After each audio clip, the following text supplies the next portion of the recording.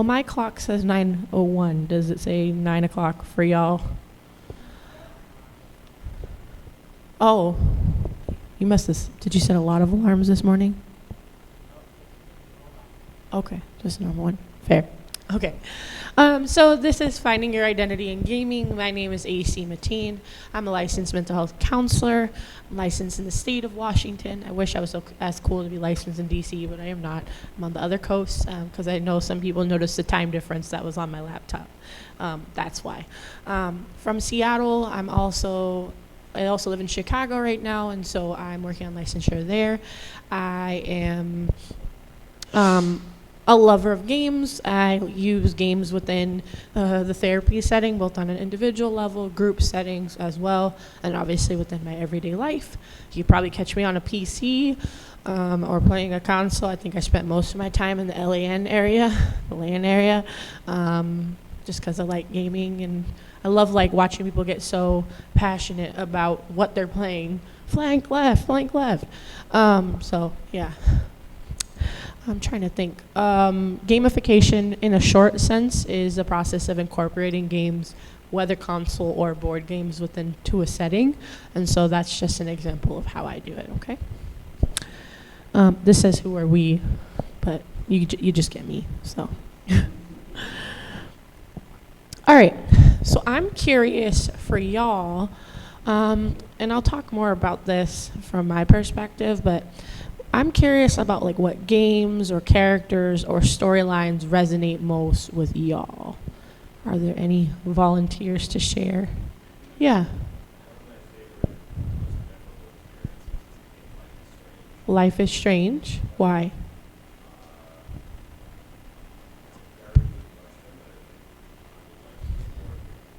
Mm-hmm.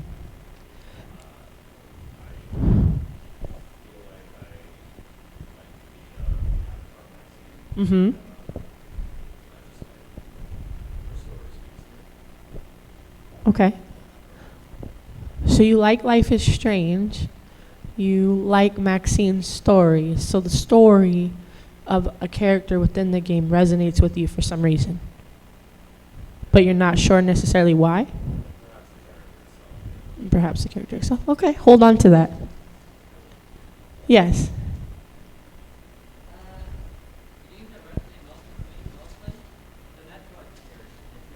Metroid series. I know Metroid.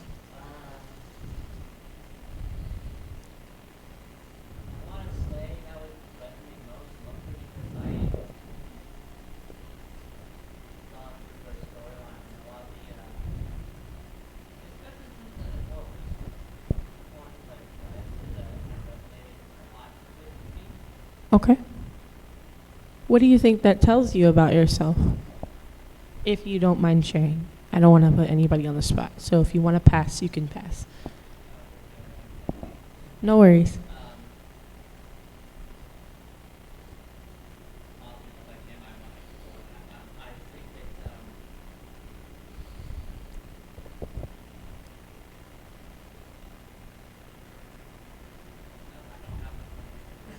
That's okay. We'll talk more. Does anybody else want to share? Game, storyline. Go ahead. Mass Effect. Why?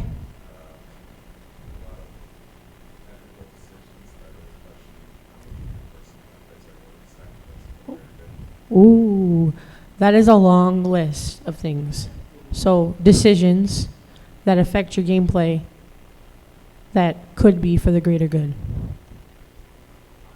Fair.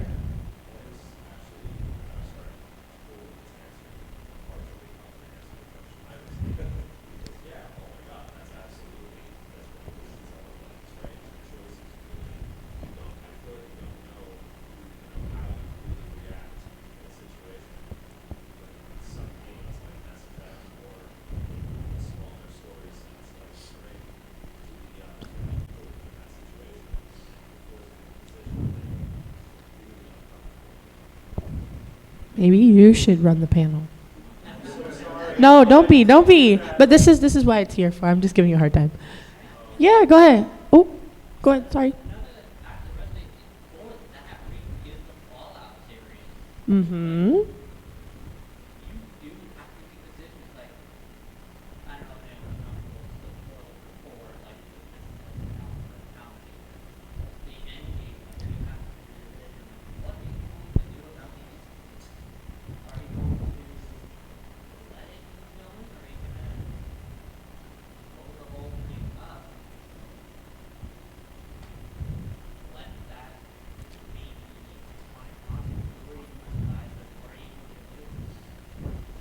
So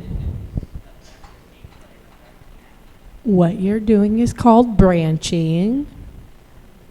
Right now, the process of integrating ideas and being able to talk about different genres or, maybe the same concept but within different games is the concept of branching. We have the process of branching is utilized to self-express, make decisions, communicate. It's oftentimes important when we are trying to relate to a character for a specific reason or maybe immerse ourselves with a specific character or storyline. It can produce anxiety or can be like wanting us to have more of a game or wanting us to. It's why we love games. It's one of the reasons why Baldur's Gate is so popular right now. Depending on how you feel about Dragon Age attempts to do the same thing. And we'll talk more about that in a second. I saw two hands and then I'm going to move on. These two right here, I'm going to let you go first and then I'll have you go. Go ahead. Yep, go for it. Oh, or even the Black Forest. Good choice, good choice. Ooh. Yeah. Yeah. Loss. Yeah. Yep.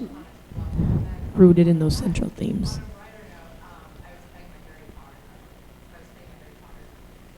Legacy. Oh, the Wizarding World. Yep. Yep. Legacy. Yeah, legacy. Depending on.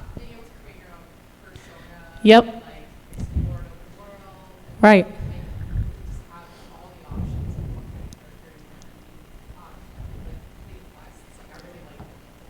I'm a side quest person too. It's okay. You immersing yourself in the game, that's important. Thank you. I appreciate that. Yes. Yay for tabletop. Woo. Yep.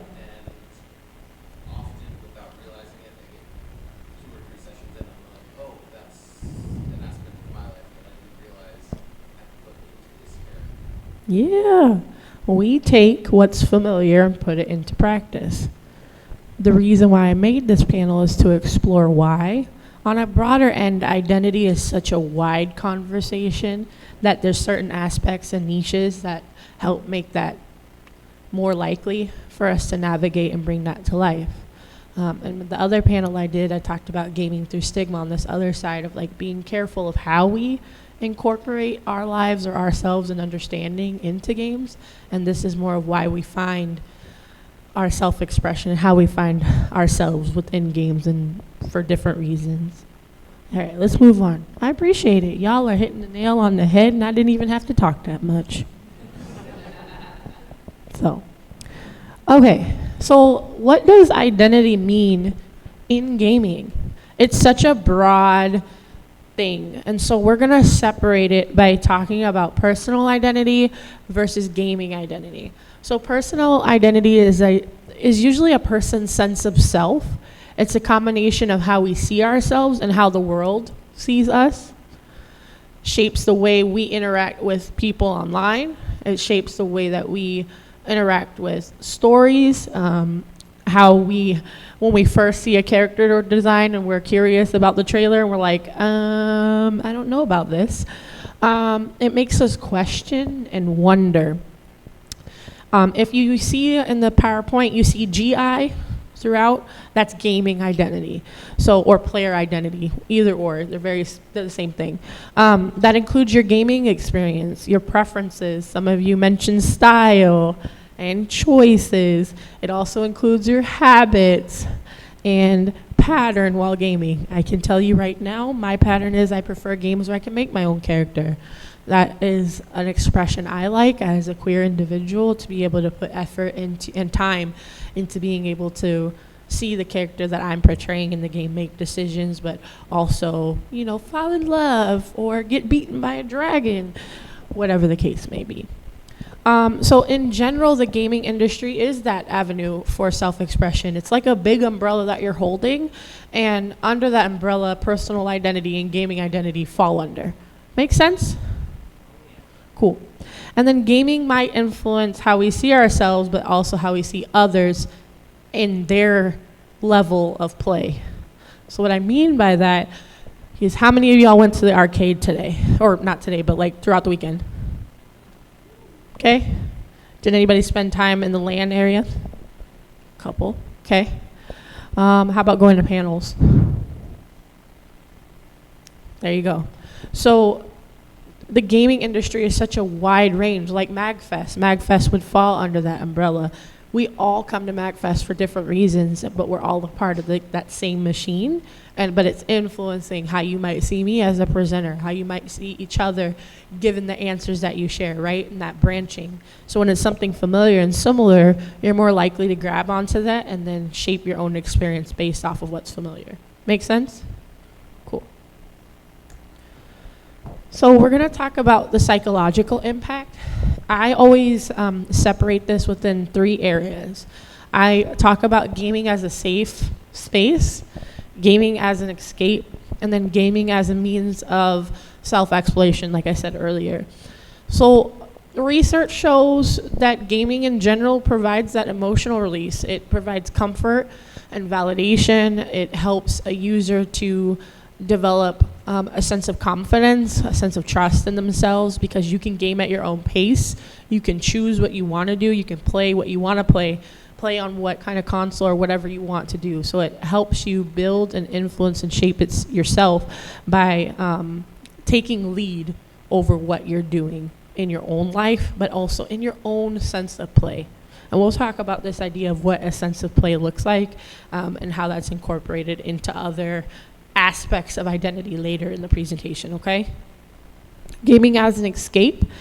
Gaming fans often use gaming as a source of escape to help them cope with everyday stressors, also because they just like games. But you know, by immersing yourself in other worlds and other timelines, storylines, etc., you essentially are leaving, you know, this sense of realism for something that can, you know, give you comfort. You know, there was someone who mentioned that they play Hogwarts Legacy, for example. That's a different world, different time period, right? You're immersing yourself in a time that there's a lot going on. There's not computers, there's not phones, there's, you know, it's a lot of being able to centralize yourself and having to come to terms with how your decisions affect you at that point. And so it can give you an escape from what might be hard and difficult at times, especially, and without going into, like, I'm not a political person or anything, but just in terms of like the climate that we live in right now and how the world is right now, gaming especially, research shows, is being utilized more as a sense of escape, to be able to comfort and provide support and community, things like that. As a means of self-exploration, different genres, stories, characters, it fosters this idea of encouraging you to figure out what you like and dislike. I can tell you right now, there's a character in Baldur's Gate that I cannot stand because he's whiny and he's in love with his ex. Gail, I'm looking at you. But you know, there's certain things by playing, I wouldn't know that I'm not a fan of Gail's storyline or aspects of who Gail is as a person if I hadn't spent time immersing myself in that game and that story, etc. Make sense so far? Any questions? No? Everybody's like, nah, it's too early for questions. All right. Here's a question. So you'll notice I have these key questions that are meant for you to talk, not me. Huh? Thank you. I appreciate that. So key question for y'all, does gaming allow us to be more ourselves, or does it give us the chance to escape from real world struggles only? What do we think? Ooh, black jacket. Yeah.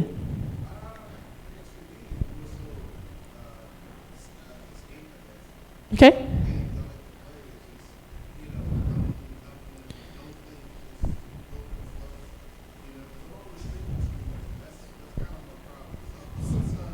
Ooh.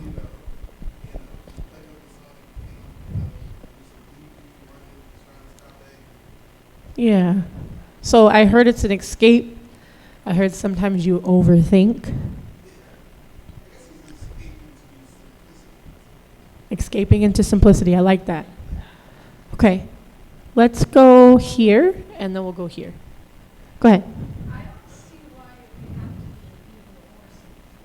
Mm-hmm.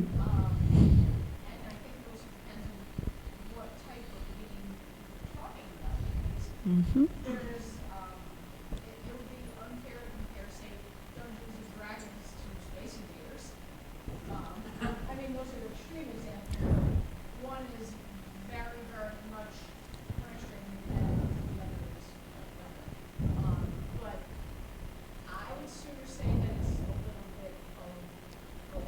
A little bit of both. Okay.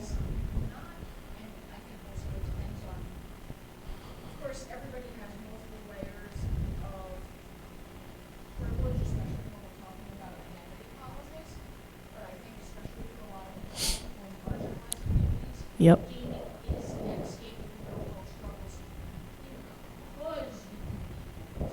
Yep. So can't have one without the other. They're synonymous. Yep. We'll come back to that. I appreciate you saying that. Thank you. And there's no right or wrong answers. I just want to let everybody know. I'm not trying to make anybody feel different if they have a different response or a different perspective. Yes, go ahead. Since we've spoken about both, it can also be neither. Yes. Sometimes when you're playing a game, you want to be someone else. Yep. Right? As someone else to do things that you can. Yep. And sometimes when you're playing a game, that game brings up something. Yes. Yep. You have to deal with it real. You can be very frustrated. Yep. It can give you the control that you don't have. Yep. So sometimes it's neither, sometimes it's both. Y'all swear you didn't write this presentation? I'm just saying. Y'all are the therapists in the room. I'm just giving you a hard time. That is exactly right, though. And we'll come back to that a little bit later, that concept of being someone else for a little while, and that sense of control. Anybody else? I'm going to let these last two go. We'll move on. I'm sorry, I don't know all your names. I wish we wore name tags. In the purple, you look fabulous. You're welcome. Yeah. Yep. Yep. Yep, so there's a spectrum to it. That's fair. Coming up, back up here to the front. I feel like it's a lot of escape because in the real world, things should make sense, but 99% of the time they don't. People act irrationally, things don't work the way they should, but in a game, there's a set rule. Things are supposed to work in one way. You do task A, task B opens. You do task B, task C opens. You do task C, you get a reward, yay. But in real life, it's just a continuation of you never know what's coming next. While in a game, there is a set law to how things are going to be. There's a set lot of things that can definitely happen in games. I think there's still a level of uncertainty that happens when you game, though. Because if it's your first playthrough, you don't know what to expect, right? Even sometimes playing the same game over and over again opens new secrets or new aspects that you maybe didn't realize at the beginning. But I do agree with you.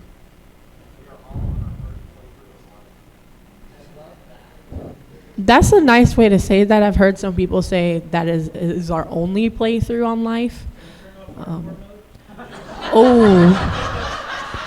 I'm not in charge of honor mode, sorry.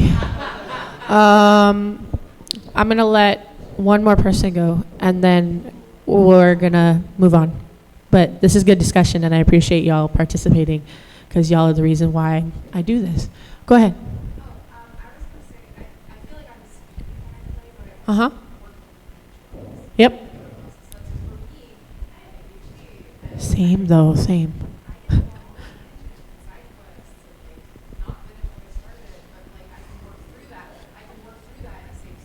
Right. Yeah, I can relate, but understandable. Okay, let's move on. So, social identity. Building identity through online interaction.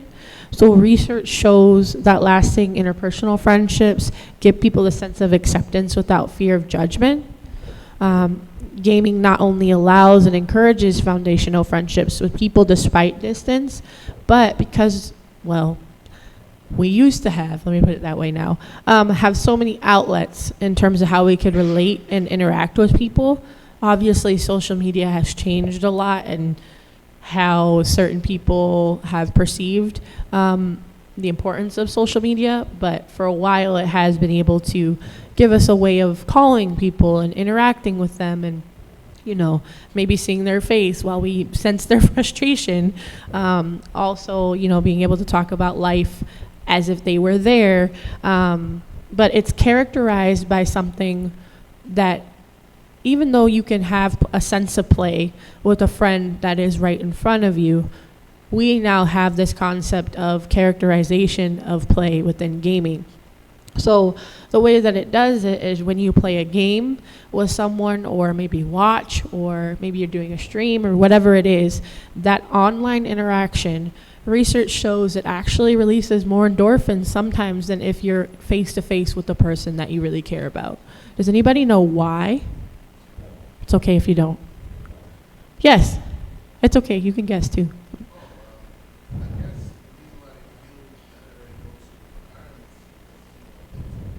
Yeah. Yep.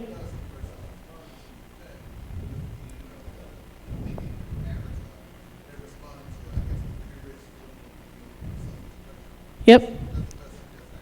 Yeah, so it's definitely that idea of how we're able to self-express and self-identify, sometimes with more ease online than in person, not taking away or the need to navigate real life relationships, and that's not what I'm saying. What I'm saying is that research shows that the integration of social online interactions and playful space allows people to feel accommodated easier, but also it's facilitating an environment of development where the sense of belonging usually happens right away, and the acceptance happens sooner. Now, I'm not saying people online aren't jerks. That's not what I'm saying. But what I'm saying is, you know, if I meet Bob, you know, just maybe I don't see them, but I hear their voice and we're both playing League of Legends or, you know, Baldur's Gate, and we're doing a multiplayer playthrough, you know. There's a sense of acceptance and it's something that's bringing us together right off the bat. Does that make sense? We're not necessarily having to seek out something in common that we have because we've already decided separately that that's what we have in common. And so it creates, you know, a uniqueness, a tie to something within the moment. Yes? Have you seen research, you're talking about research about this, have you seen research about this intersecting with like extroverts versus introverts? I have, yes. So Yeah. what was the findings of that? So typically there's still a level of shyness that exists within this idea of like extrovert, introvert type of thing. But the research that I've read shows that people who would typically identify as introverted, their self-expression usually is most widely shown more extensively when they're able to collaborate and make strong, meaningful connections with people online. So not only do they feel more accepted, but they feel more genuine to be themselves, so that shyness does dissipate over time. As far as extroverts, that's a little bit of a tough one because a lot of times research shows that like extroverts take lead, they might engage in the discussions, they might make those friendships a lot more naturally, that type of thing, but that's not always true, especially if there's aspects of like maybe it's their first time gaming, maybe they don't have a console, you know what I mean? Maybe they're BIPOC, maybe they're part of the LGBTQ community. So there's a lot of other factors that change that aspect and will change this navigation of how social identity looks within an online interaction. I hope that answers your question a little bit. Cool. So gaming online is difficult, though. We know that it is not the only answer, the only thing that can work to building someone's identity. And so we really want to be able to explore some of these other avenues as well. So obviously, within an online sense, it's also going to influence our culture and our society as well. Gaming has the ability to affect societal norms. We are moving away from this girls can't be gamers language. BIPOC people don't belong in these spaces, that type of talk. And for a long time, gaming was ran by white people, predominantly white men. And now it looks a lot vastly different. We have gamers of all different ethnicities and racial backgrounds. We have a lot more people who identify as female playing competitively. We have a lot more LGBTQIA persons being at the forefront. It increases accessibility and what defines a gamer or what a gamer should look like. It really challenges that stereotype. If y'all saw what I look like when I stream sometimes, I could tell you I do not look like a traditional gamer in any sense. But that's widely more accepted now than it would have been 15, 10, 20 years ago. I saw a hand. Where did the hand go? Oh. No, I think they might have walked out. No worries. I just didn't want to miss them. It also is a reflection of more cultural progress in the areas in which the industry as a whole still has to grow. Although we've made progress, it is not perfect and we still need to keep working on some things. We're also moving away from this idea of like traditional gender roles or stereotypes. There's more character diversity, so there's more gamer diversity. I can tell you I'm so tired as a black person seeing the Killmonger haircut in video games. But I'm joking, but I also mean it. Like, there are still, the way that black people are still portrayed in video games is problematic to some extent. But there's also a lot of characters that have, strong whims. I'm a huge supporter of Storm, for example, and I love how she's portrayed in Marvel Rivals, for example. And so this is a much more broader conversation of, we talked about this, a lot of y'all said it, choosing who or what you want, creating a character, creating a storyline, etc., helps people to be more open-minded to whatever it is that they will face, not just within a game, but hopefully within the real world as well. Any questions so far? I know some of y'all are raising hands as we talk. No? Okay.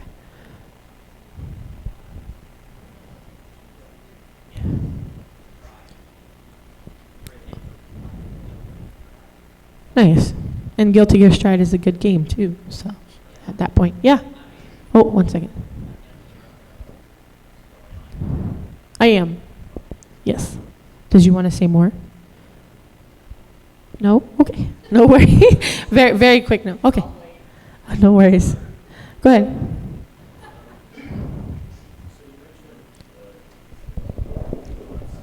Yep. Yep.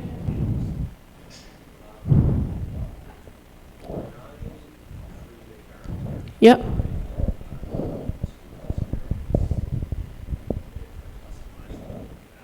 Uh-huh.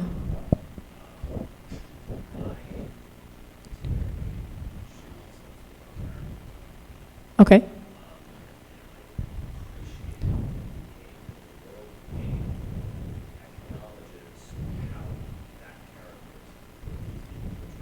Mm-hmm.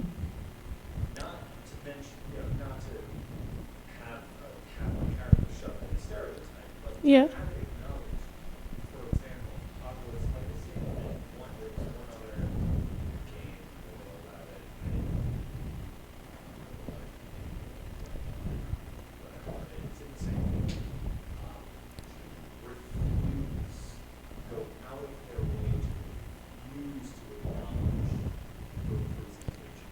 Yeah.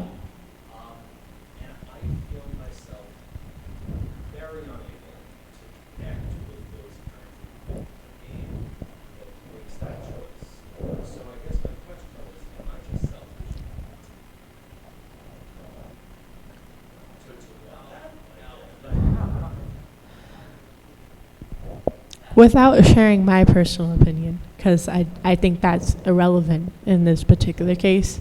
I don't want to ever tell somebody what to think or what to do, and so I'm very careful about how I want to answer these type of questions.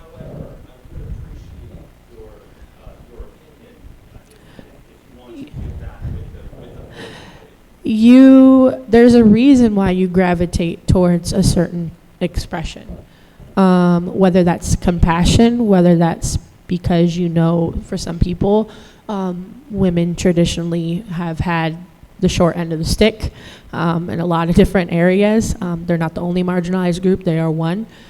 So it could be that sense. It could be your gameplay is different if you play as a female character versus a male.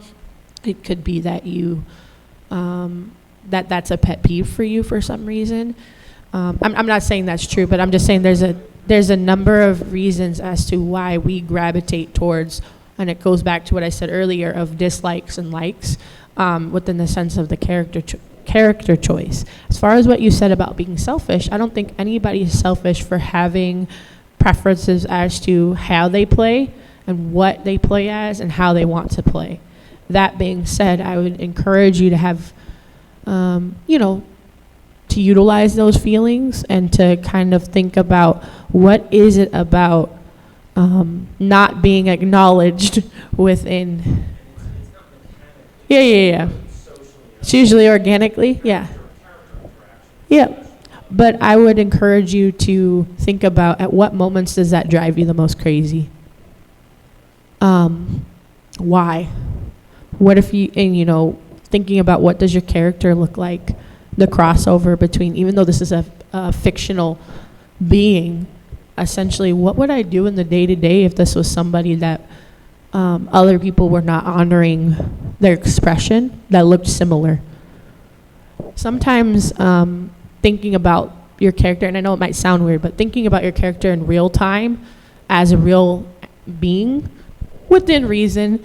Obviously, we know they have powers and different things like that, classes, etc.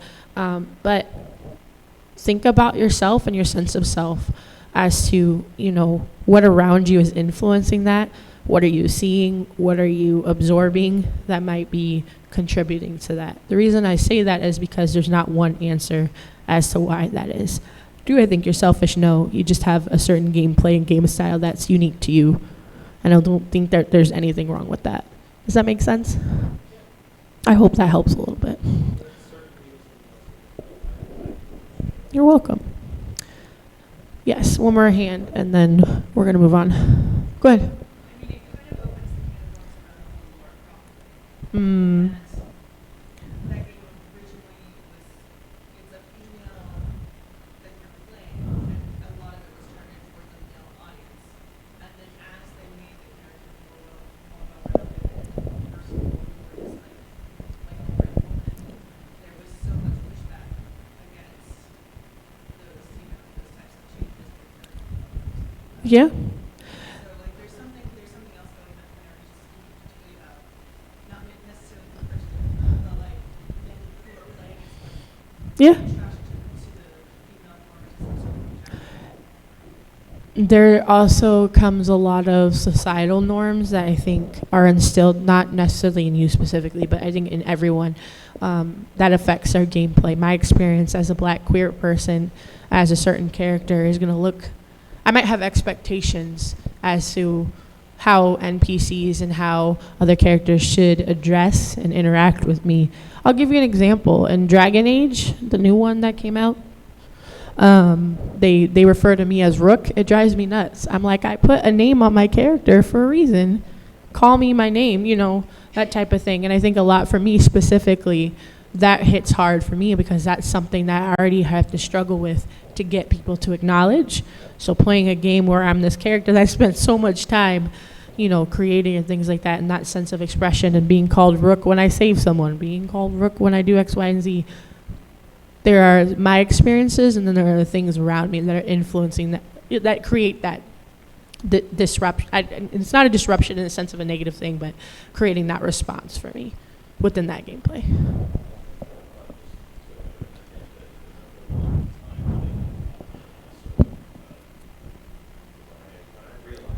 Yeah. Yeah. Yep. Yep, it's the same, similar with the name, right? I appreciate you sharing your experience. I do. We're going to move on just for the sake of time, not to take away from this conversation because it is important. So games are increasingly, like I said, featuring a wider range of racial and ethnic backgrounds. Examples, Lee Everett from The Walking Dead. I am not going into detail beyond that, but it is an example. There are stereotypes that have historically relied on the harmful character tropes. Also going to be posted on YouTube is more of that kind of conversation overall. There is more authentic, thank you, more authentic LGBTQIA representation within characters. This is just one example, is Ellie from The Last of Us, who has a relationship with Dina that is romantic in nature. It is becoming more prominent. More people are seeing it within video games or storylines is, this is who I am, and this is who I am okay with being, and this is who I love. These are our kids, so on and so forth. And so it's modeling those things and having those conversations in real time within the games. How do you find your emotional identity within gaming?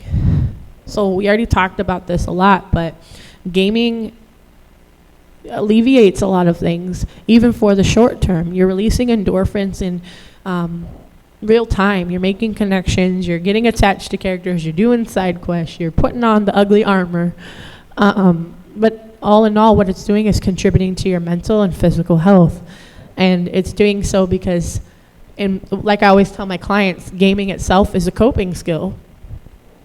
It is essentially something that you're doing in real time to help with something else that's going on. There's a reason why you like it. There's a reason why you do it.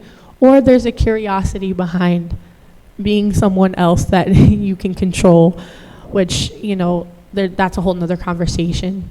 But an example is Sims. My friend loves Sims. She makes some interesting decision choices with her Sims, which make me want to give her a therapist card. But it is essentially that idea of she loves being able to create the characters, name the characters, and then tell them what to do kind of thing. It's a sense of control.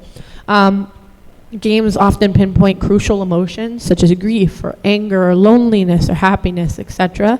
There's a push for developing more accurate portrayals of those mental health themes within the gaming industry as well, this is a wider conversation. We could talk about this all day, every day, but it is something that a lot of researchers and a lot of therapists are really pushing to help implement, to help clients be able to kind of either, I don't want to say struggle in the sense of bad struggle, but wrestle through some tough stuff that we go through on the day-to-day as humans. So here are some key kind of takeaways. Gaming is more than just entertainment. It's really essentially a space to explore. It's a space to reflect, and like I've mentioned time and time again, it does reshape our identity. It doesn't matter whether you play as a hero or the villain or something in between, or like it says in the description for this panel, the pixelated dragon. We immerse ourselves in who we aspire to be. We immerse ourselves in the sense of curiosity because there's more that we want to know. There's not a problem with having a little bit of control when the reality is you can have a lot of control when gaming, when done so in a healthy and dynamic way. I would encourage you all to continue to push boundaries and allow yourselves to experiment with your self-expression, but also wrestling with the question as to why do you make the decisions that you do when you game? Why do you gravitate towards specific characters or genres? How does that impact who you are as a person today? I know for me, without video games, I wouldn't be where I am today. It's definitely been something, especially as more time goes on, where I've found myself navigating tough conversations, but also different parts of myself that I didn't think I would. And I'm excited for y'all to be able to do the same in a compassionate way for yourselves. That's it.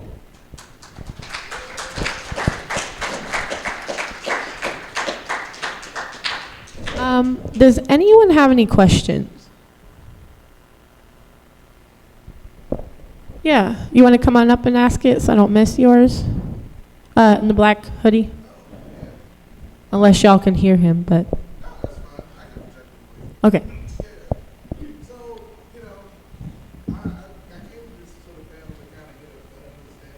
Yep. I guess representation and stuff like that. Yep. Because, weirdly enough for myself, I never really thought too much about it. Uh-huh. I just kind of, just kind of went with the flow.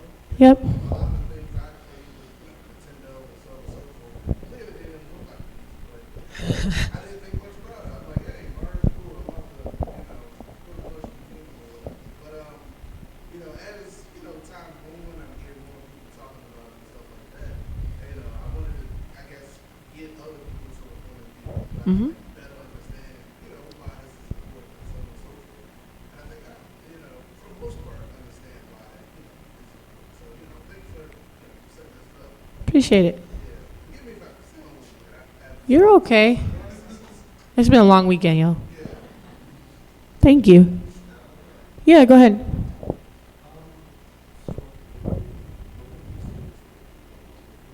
Ooh.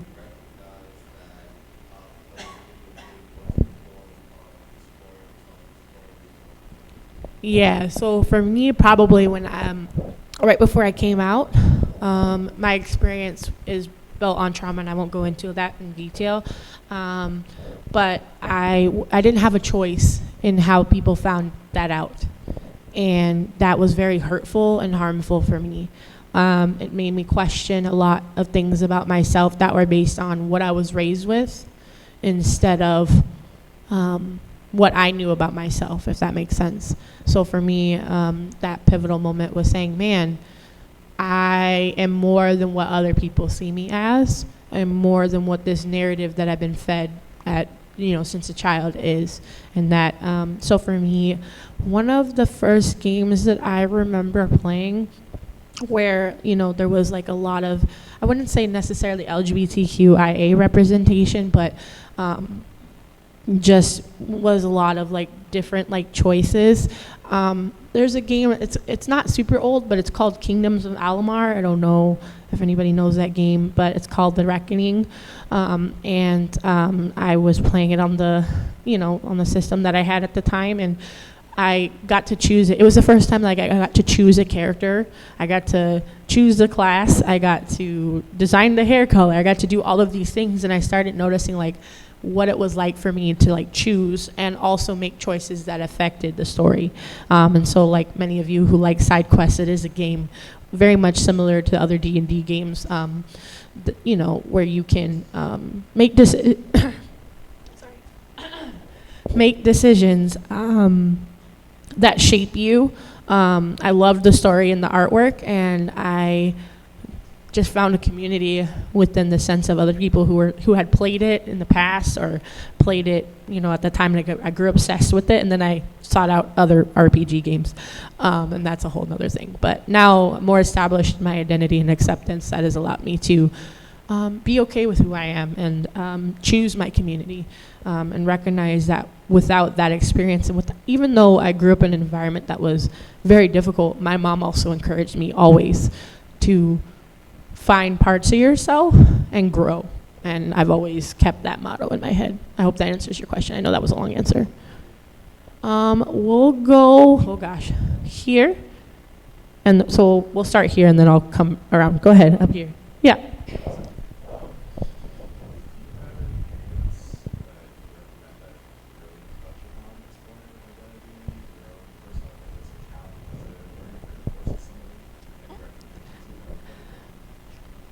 Yes. Have you played Hellblade? I love Hellblade. I think that game explores not only identity but also mental health. Fran, I'm going to give you kind of like the ones I talked about already in my other panel, but Fran Bow is another one. It's kind of a horror genre. That one explores identity in the sense of trauma. If you come after the panel, I'll give you a few others, because I've got a list on my phone and I don't remember all of them, but I have a few more that I give clients, and I can give those to you. Depending on your genre, you let me know your genre and I can give you a list. But yeah, so yeah, yes, I do. There's more, but I can give them to you after. Purple shirt. I'm sorry. I really wish I knew all of your names. Go ahead. I could maybe answer that a little bit at least. So, my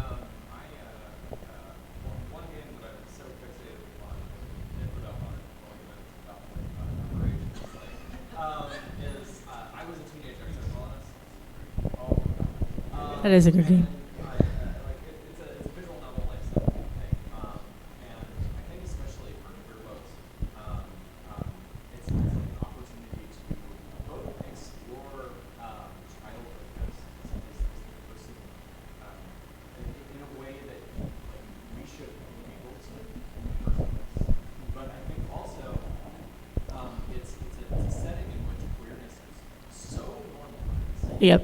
That it's like it's not there, like it's not queer enough because it's so normalized, because everything is so queer, it's not queer. And that is so cool, right? And I think also that game includes a character that It does. I've never been so felt so seen in a game with a transgender character or other characters in there, and I was like, oh fuck, then like sorry, but like I've never felt so seen in a game.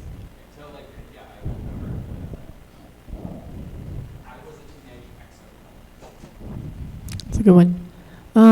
Okay. Let's do here, and we'll go this way. Go ahead. So I struggle with identifying emotions. Uh-huh. Gaming helps us with the emotion wheel very helpful. Yeah. Other tips for how to like give words to emotions or figure out what they are.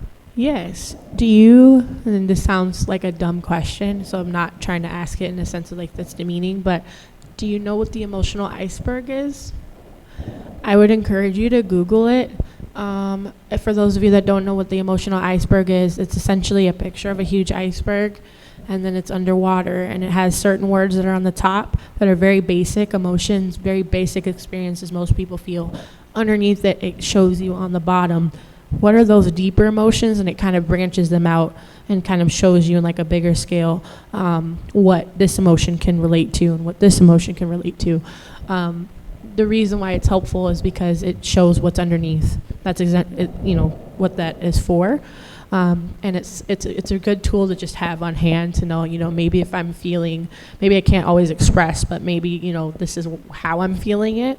So it might tie to some of these other things, and give you something to think about. There's also questions that come. It's a therapy resource that many of us use as therapists, but there's questions that come with all the different emotions that are underneath the iceberg that can help you reflect and hopefully think about why you might feel the way you feel, or how do you communicate that to someone. So that's one way. The other one is it's like a gingerbread man cutout, and it's like, where do you feel? So paying attention, like where in your body you're feeling an emotion. Maybe you don't necessarily know what the emotion is, but how is your body feeling? Is your neck hurting? Is your back hurting? When I get upset, my face turns red, and everybody asks me if I'm okay. Just because my coloration changes. I might feel tired, or I feel on the back of my neck, that type of thing. So those are just two quick resources that I would recommend. I hope that's helpful. Yes. So I've heard of research done that people who read Harry Potter, they develop empathy for identities other than their own. So I'm wondering if you've heard of any research that looks into gaming or specific games that builds empathy for groups other than your own identity. So the answer is yes. There's a lot of research that shows that that conversation starts with like conversation of gamification, why gaming is important and why it's important to seek out other things. Come talk to me after, and I can give you an example, because there's one in particular that's on my mind. I gotta get the name. It's also on my phone, and I don't want to be on my phone giving answers. But yeah, yes, there is. Yes.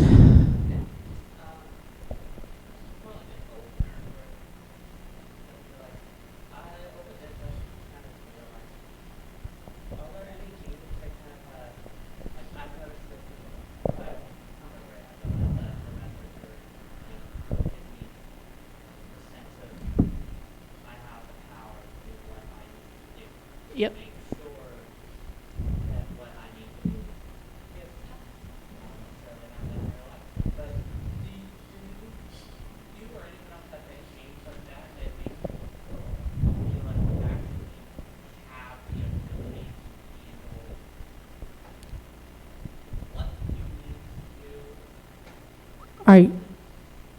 Are you talking about in the sense of like time management or something specific, or are you talking about in a broader scale? Because I think I might need a little bit more so I kind of know what it is you're looking for, not in a negative way, but if not now, but after.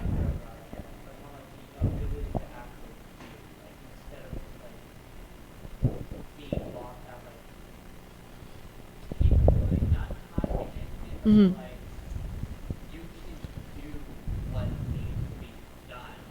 Even if you can't see it earlier on, you get the ability to over time, and you get the ability to go back and get everything.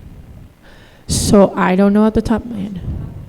Yeah, maybe more of like an empowerment sense. Yeah. Agency empowering those who are looking for it. I mean, it really depends on your genre.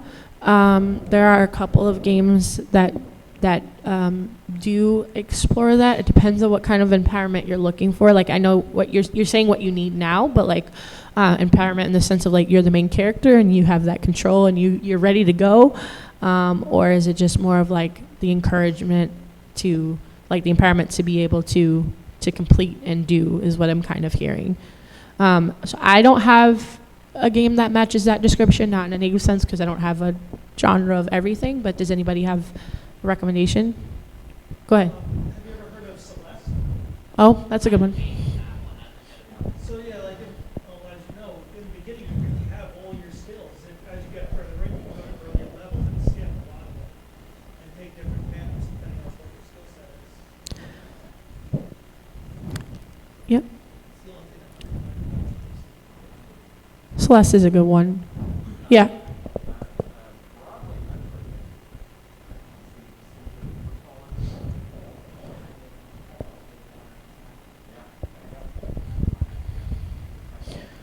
So it sounds like there's a couple. Go ahead. What was that? Psychonauts. Psychonauts. Is that what it's called? Yeah, Okay. Psychonauts. You learn new abilities that allow you to access different areas of levels. Okay. So it sounds like there's a couple. Yes. I feel like there's also for me, if I'm realizing I'm challenged with something like depression or Yeah. time management is something that I just Google it. Like games that help with time management. Games that help like if I can identify what's the underlying thing that's impeding me, then I can get to it. So also maybe like just stop and think like what am I struggling with? Find a name. You.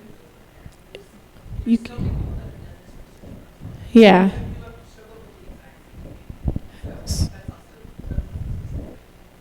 So I'm also on Blue Sky at That Nerdy Therapist. It's still new, but I have a list of a whole bunch of games as well, and it's accessible. You can download it. I'll probably end up realistically making it available next week. But if you do use Blue Sky, that's a good way to get the link and then just download it and be able to drop it to help with some of that too. That Nerdy Therapist. Yep, that's the same on TikTok while we have it, and Blue Sky and Instagram. Any other questions? Go ahead. You're fine. Yes.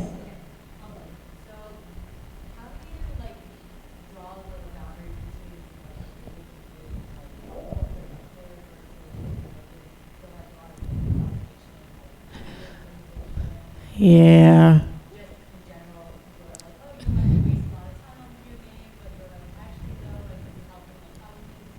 Yeah.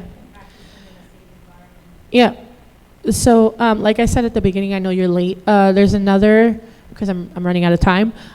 There's another presentation from last year's MAGFest called Mental Health and Gaming that talks more about that I did do. That you can just search it on YouTube. But to answer it in a short stint, showing them the facts. Research shows that it produces endorphins. It helps with time management, communication. It reduces symptoms of depression, anxiety, a million other things. Research can only be met with research, and I think that is something that's true. I think also just going into it compassionately is that this is something that I do, take it or leave it, but sometimes producing the facts of what it really is. is that research shows the opposite as well. As far as gaming addiction, that's so far gone. That is only essential when it becomes so detrimental to your overall well-being. You're functioning, and if you're functioning, you're living. So I hope that helps. I know that was a short answer. Yeah, no worries. I'm going to have to end here, but I appreciate you all coming to this panel. I will hang out for a few minutes, probably on the outside, because they have another panel coming in a little bit. If you have any questions and concerns, thank you so much. Take care.